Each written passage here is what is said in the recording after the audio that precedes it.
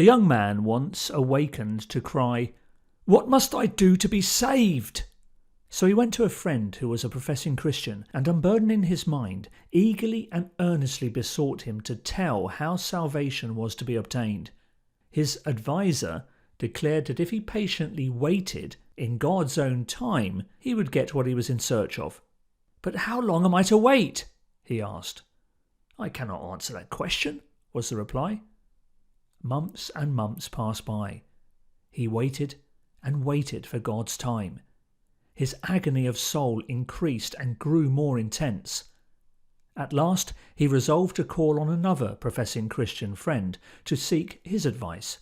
This person told him that instead of waiting, he ought to pray earnestly to God for pardon, and he would obtain it.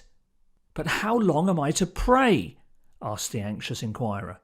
"You must just continue praying, and in due time you will receive it," was the reply.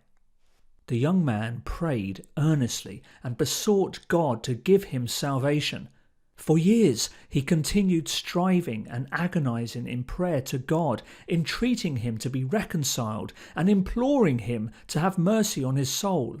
At the end of 3 years, the young man began to think that his friends had both given him wrong advice and resolved to seek the counsel of another earnest Christian to see how they had received the forgiveness of their sins.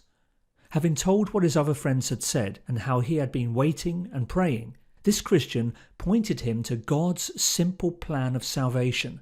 He showed the young man that all the time God had been waiting and had been beseeching him to be reconciled, that Jesus had already taken the young man's place, died in the young man's stead, satisfied the law, and paid the young man's sin debt.